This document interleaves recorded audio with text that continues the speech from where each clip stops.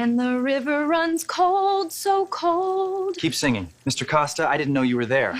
That's the first real thing I've heard in this house. He paid $1,000 an ounce for the bourbon in his glass, but all he could taste was ash.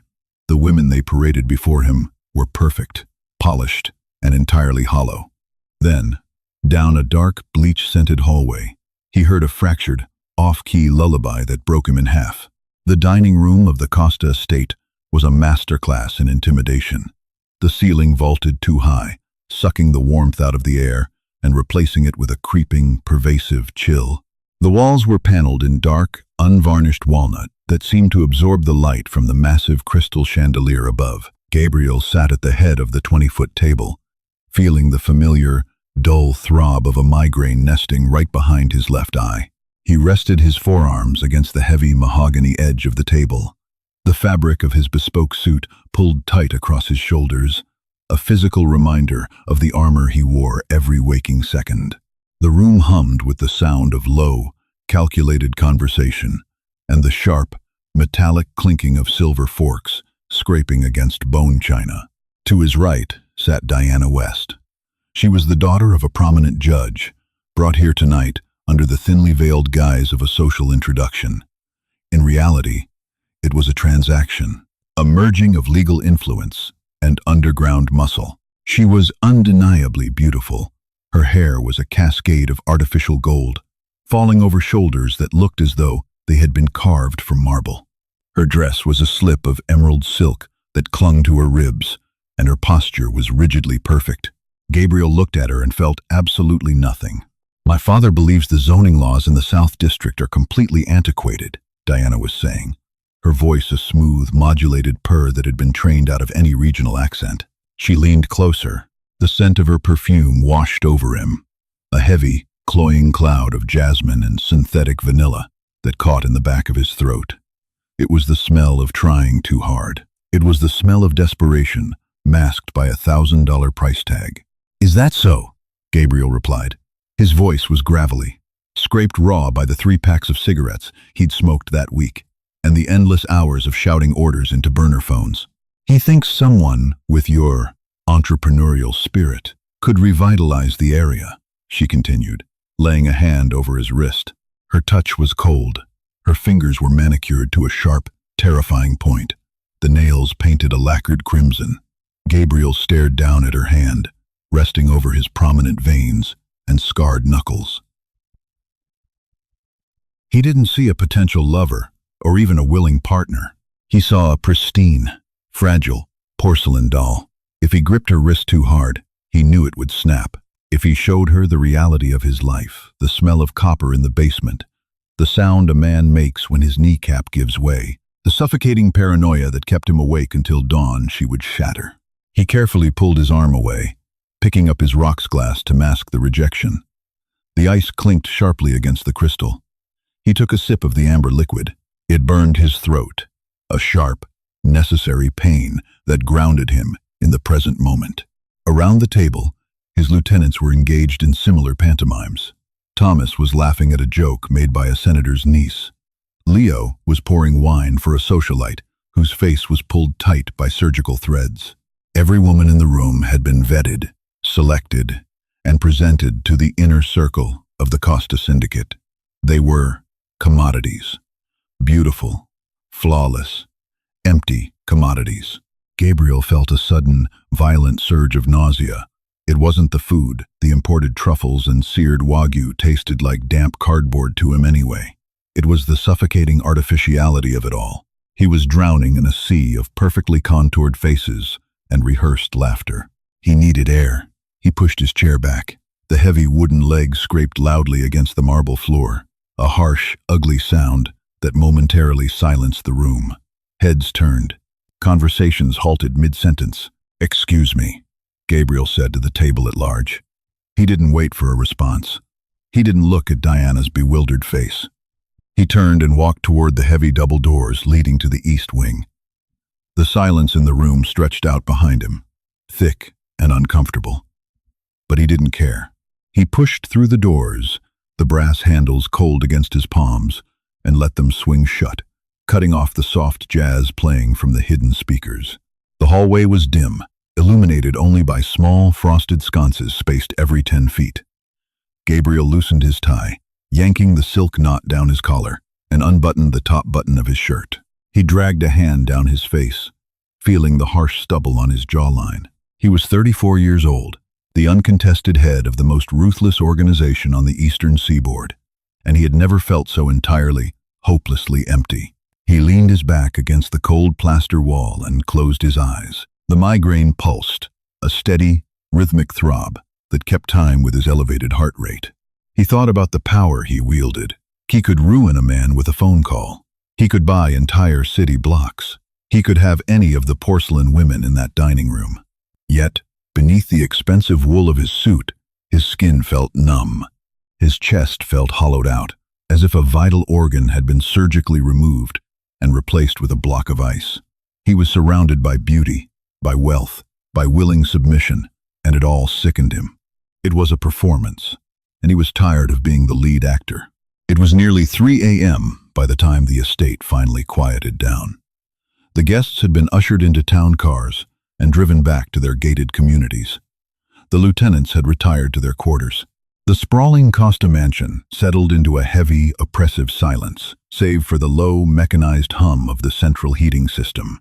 Gabriel stood by the floor-to-ceiling windows of his master study, staring out into the pitch-black night.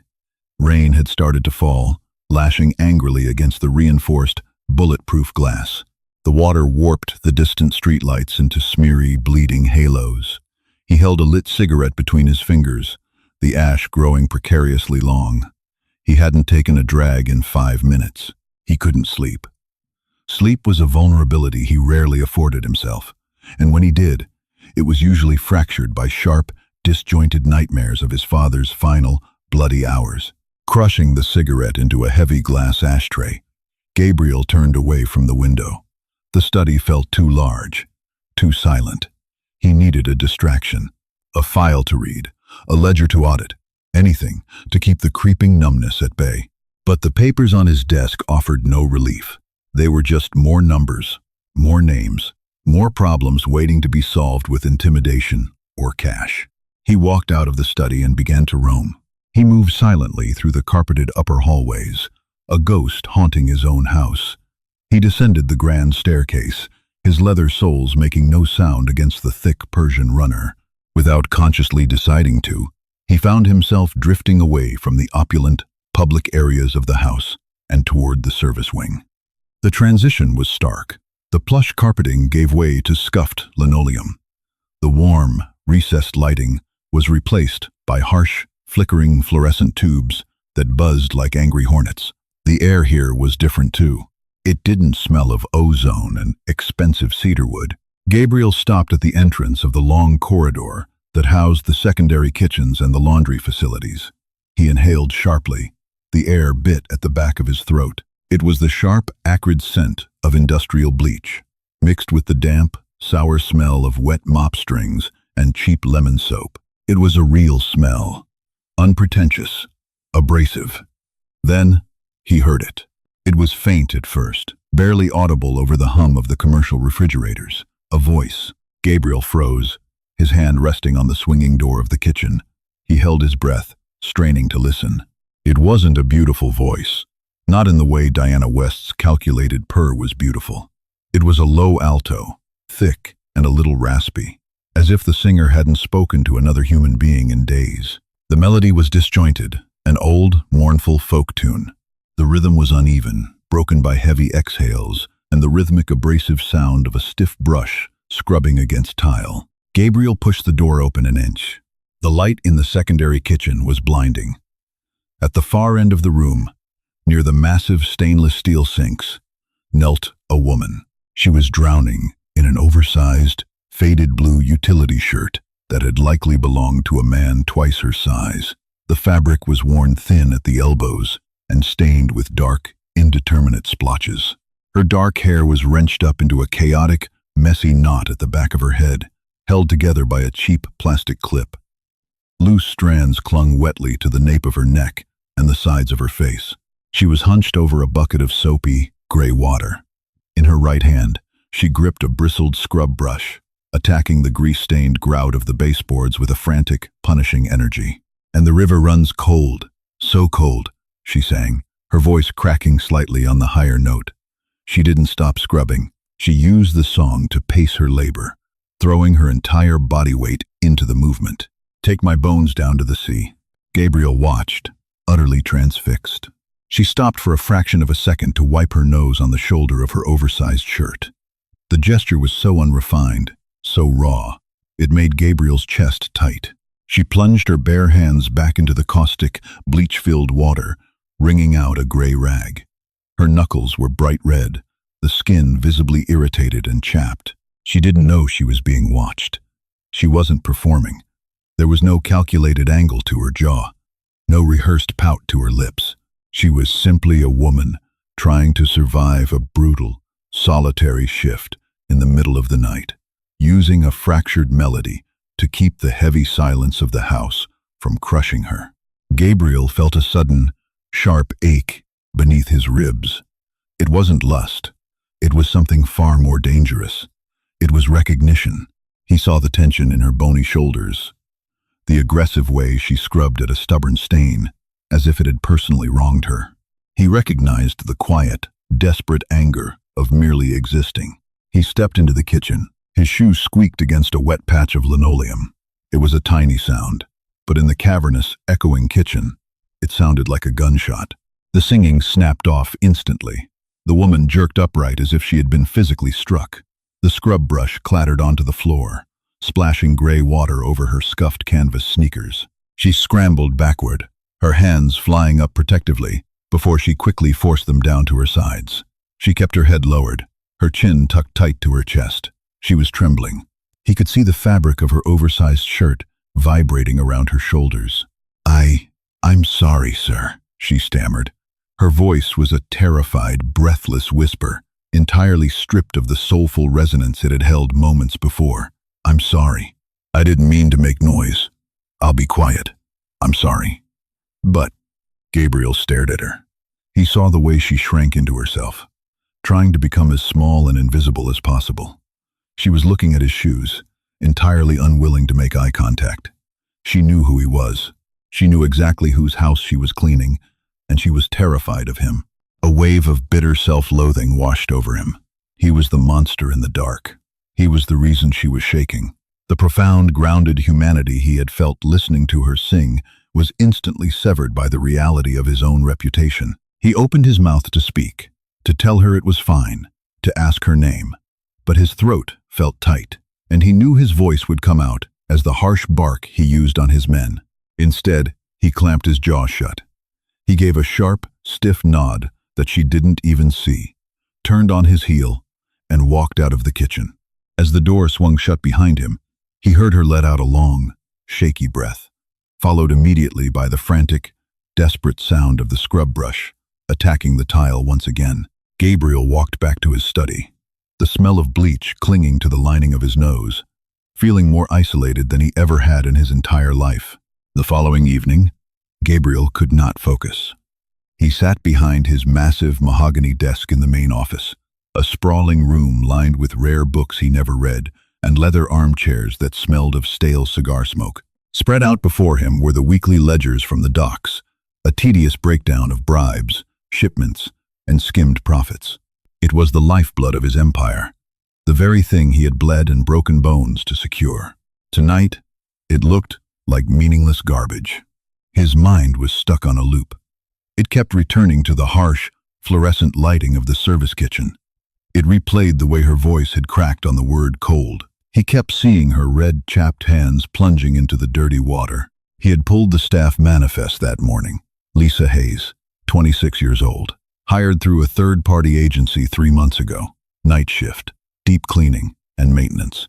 No criminal record, no known associates. Just a ghost moving through his house while he slept. Gabriel checked his heavy platinum watch. 1:15 a.m. She usually cleaned the executive wing between 1 and 2. He was acting like a predator, and he hated it. He had specifically told his guards he was working late and not to be disturbed. He had purposely left a stack of torn documents on the floor near the shredder.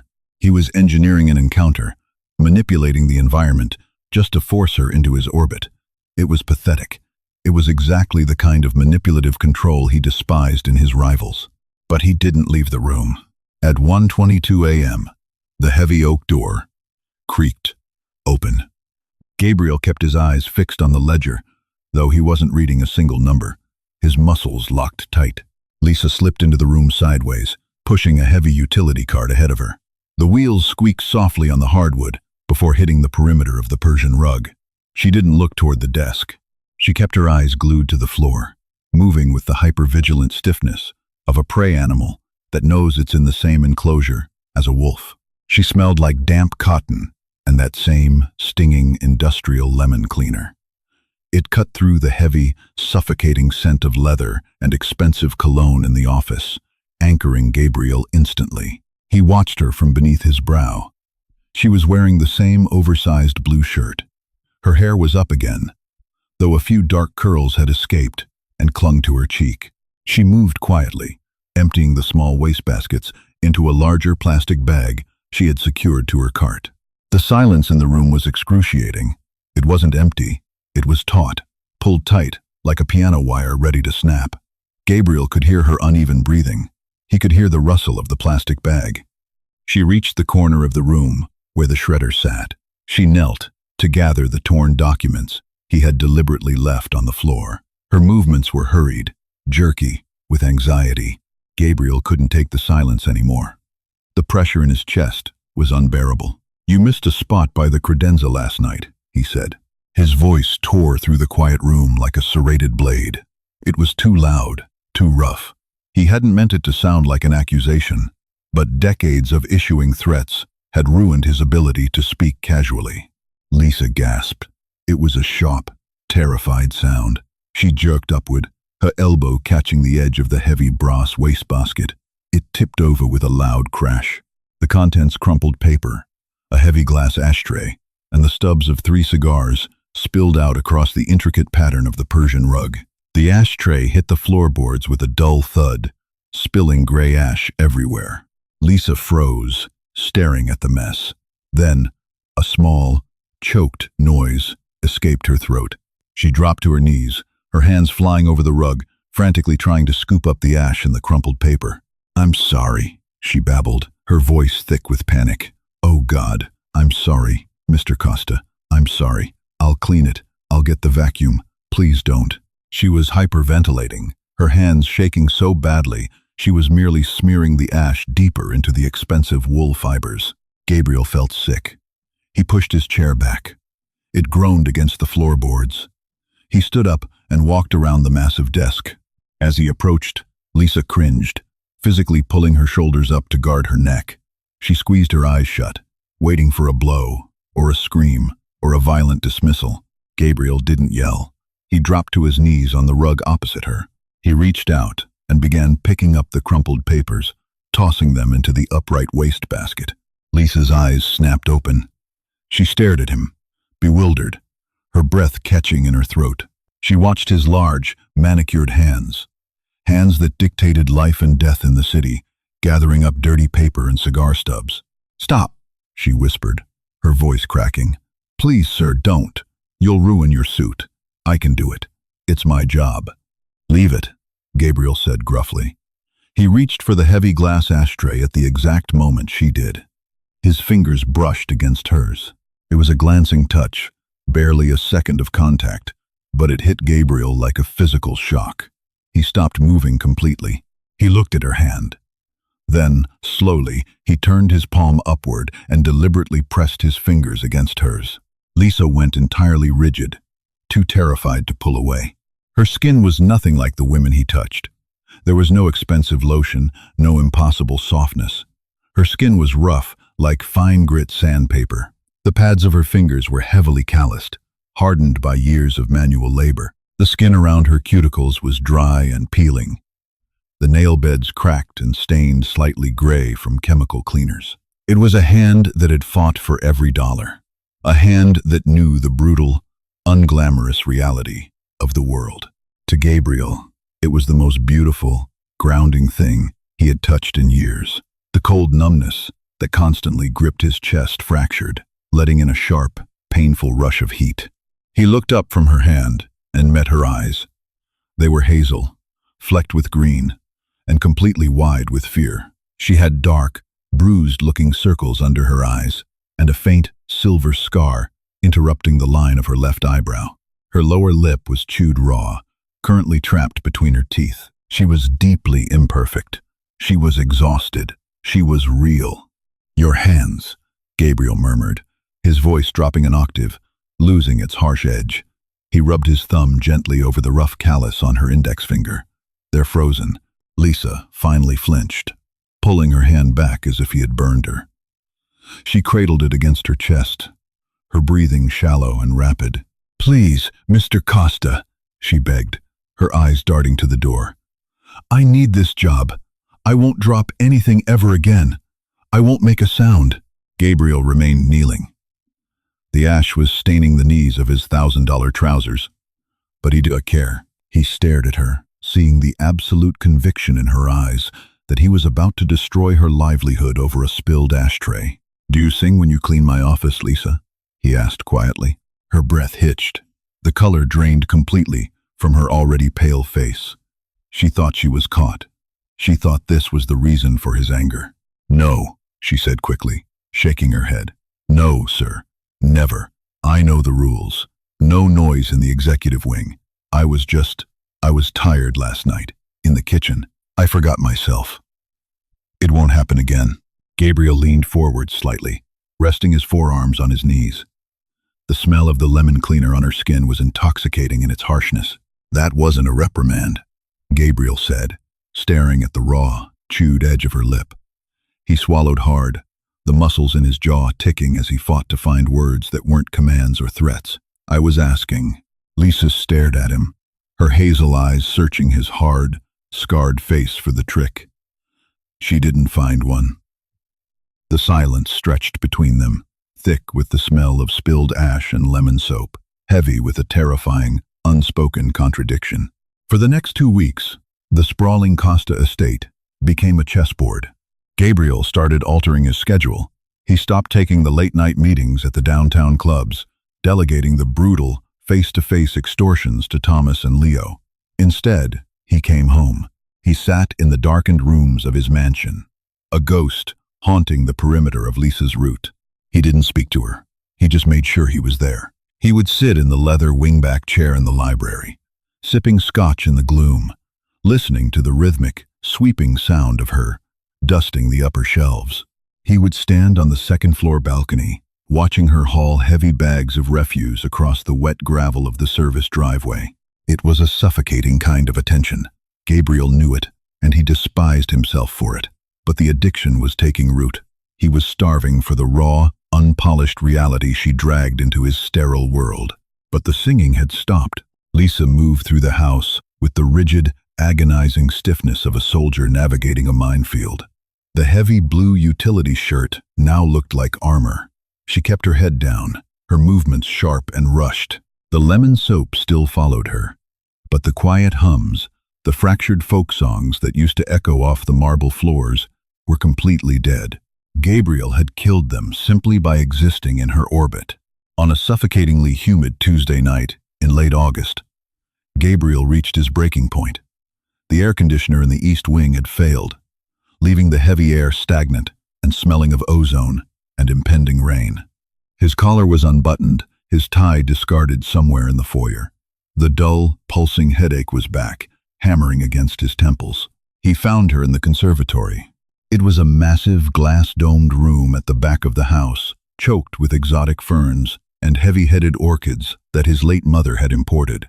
The air inside was thick, smelling of wet earth, dying blossoms, and the sharp chemical tang of the glass cleaner Lisa was using on the floor-to-ceiling panes.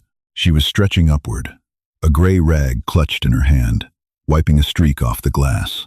Her breathing was audible in the heavy quiet. Gabriel stepped through the wrought iron archway. The heavy thud of his leather boots against the terracotta tiles announced him. Lisa froze. Her arm dropped to her side. She didn't turn around, but Gabriel saw the immediate, violent tension seize her shoulders. She shrank, instinctively pulling her elbows in, trying to take up less space in the room. "Mr. Costa," she said to the glass window. Her voice was flat, empty. Gabriel stepped deeper into the humid room. The smell of the orchids was sickeningly sweet, clinging to the back of his throat. "You haven't been singing," Gabriel said. He hated how it sounded. It wasn't a question. It was an accusation from a man entirely unaccustomed to being denied what he wanted. Lisa finally turned. Her face was pale, glistening with a thin sheen of sweat from the heat of the room. She kept her eyes fixed firmly on the third button of his shirt. "No, sir," she replied quickly. "I apologize. I know my place now. I won't disturb the house again." "That's not what I asked." Gabriel took another step forward. The space between them closed, and Lisa took a frantic, involuntary step back, her spine hitting the cold glass of the window. Gabriel stopped. He looked at the terror vibrating in her hands. He looked at the way she pressed herself against the pane, willing the glass to swallow her whole, just to escape him. He wasn't a man to her.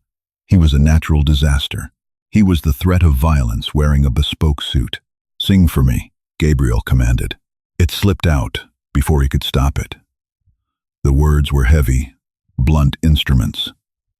He saw Lisa flinch, as if he had struck her across the face. "Sir, please," she whispered, her voice cracking. I can't." "I'm not asking, Lisa. Sing." He was pushing her, bullying her, using the crushing weight of his authority to extract a piece of her soul. He knew it was monstrous. He knew it ruined the very thing he found beautiful about her. But he was a man who took. It was the only way he knew how to interact with the world. Lisa closed her eyes. A single, humiliated tear leaked out from beneath her lashes, cutting a clean line through the dust on her cheek. She gripped the damp gray rag in her hands, twisting it so hard her knuckles turned a bloodless white. She opened her mouth. "There is a house in New Orleans." The sound was agonizing. It wasn't the rich, soulful alto that had captivated him in the kitchen. It was thin, reedy, and shaking violently. It lacked all rhythm, all emotion. It was a mechanical, terrified recitation. She sounded like a hostage reading a ransom demand at gunpoint. "They call the rising Sunday." She choked on the word sun, a small sob hitching in her throat. She kept her eyes squeezed shut, bracing for his anger, waiting for the punishment of failing to entertain him. "Stop," Gabriel barked. The sound was harsh, echoing off the glass walls. Lisa's mouth snapped shut. She was trembling violently now, her chest heaving as she struggled to drag air into her lungs. Gabriel stared at her. The silence in the conservatory was deafening, heavier than the humid air. He looked at her calloused hands, twisted in the dirty rag. He looked at the cheap canvas sneakers on her feet. He couldn't buy this. He couldn't command it. He could force a judge to dismiss a murder charge. He could command a room full of armed men to kneel. He could buy the absolute, undivided loyalty of the most beautiful women in the city. But he could not command this exhausted, underpaid maid to give him the one thing he actually wanted, her genuine, unguarded humanity, because his very presence poisoned it. "Look at me," Gabriel said softly. The anger was gone from his voice, replaced by a hollow, ringing exhaustion. Lisa hesitated, then slowly opened her eyes. She finally looked up, meeting his gaze. Gabriel saw his own reflection in her wide hazel eyes. He saw the harsh lines of his face, the dark, merciless shadows beneath his brow. He didn't see a savior. He didn't see a misunderstood man seeking redemption. He saw the monster she believed him to be. "Why did it sound like that?" Gabriel asked, his voice barely above a whisper. Lisa swallowed hard. She looked at his hands, resting at his sides, then back up to his face. The terror was still there, but beneath it, Gabriel saw a flicker of hardened, desperate truth. "Because I'm not singing for me anymore," she said, her voice shaking but suddenly fiercely clear. "I'm singing so you won't hurt me." The words hit Gabriel like a physical blow to the sternum.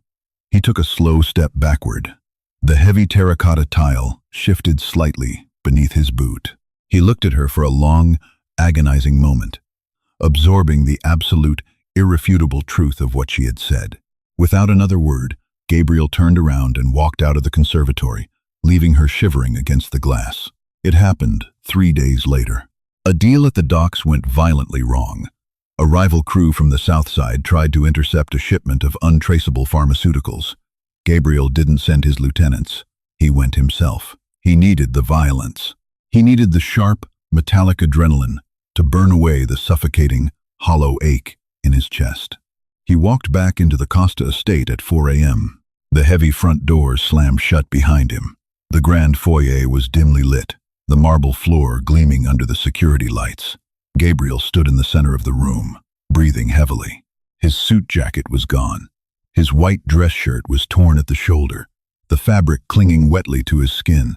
His knuckles were split open, swollen and purple.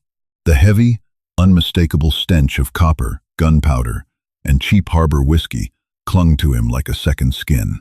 He tasted blood in the back of his throat. He wiped a heavy, smeared hand across his jaw. His fingers came away stained a dark, rusty crimson.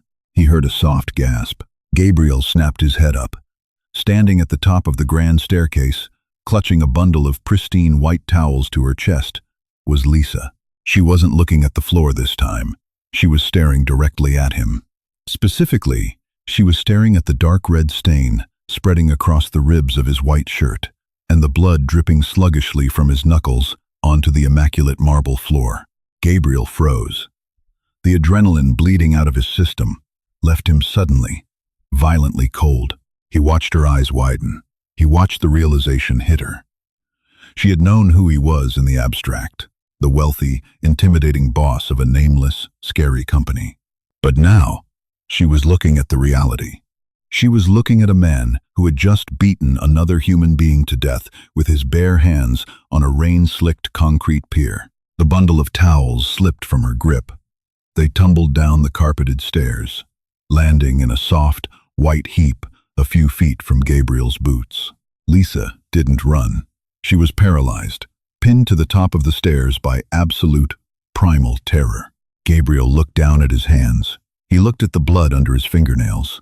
Then he looked at the stark, white towels. He finally understood.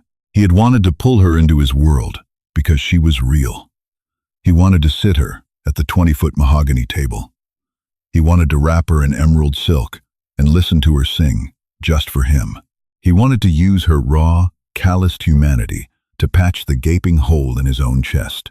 But if he pulled her in, he would stain her. His world was entirely composed of blood, ash, and lies. If he kept her, the fear would permanently glaze her eyes. The silk would become a straitjacket. Her hands would grow soft, but her soul would turn to ice, just like the women he despised. He would turn the only real thing he had touched in a decade into another porcelain doll. Gabriel walked past the fallen towels. He didn't look up at her as he moved toward the east wing. "Come to my office," he said. His voice was dead, scraped entirely hollow. 10 minutes later, Lisa stood in the doorway of the executive study. She was shaking so violently her teeth were chattering. Gabriel sat behind the massive desk. He had taken off the bloody shirt.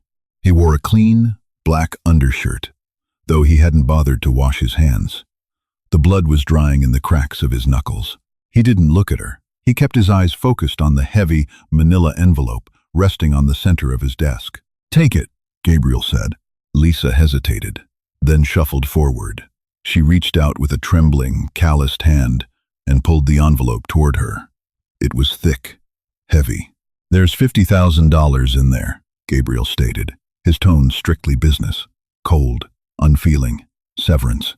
"You're fired, Lisa." Lisa stared at him, her lips parted in shock. She gripped the envelope tightly against her chest. "Mr. Costa, I didn't say anything. I didn't see anything. I swear." "I don't care what you saw," Gabriel lied, forcing his jaw to lock, forcing his eyes to remain flat and dead. "Your work is sloppy. You broke an ashtray.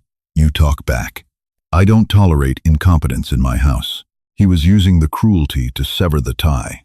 He had to make her hate him. He had to make her run. "Take the money. Pack your things. If you are still in this city by tomorrow night, Thomas will find you, and he will take the money back. Do you understand me?" Lisa flinched at the threat. The terror in her eyes solidified into a hard, desperate understanding. She nodded quickly, a jerky, panicked motion. "Yes, sir," she whispered. "Get out." She turned and practically ran from the room. The heavy oak door clicked shut behind her, the sound echoing sharply in the massive, silent study. Gabriel sat perfectly still.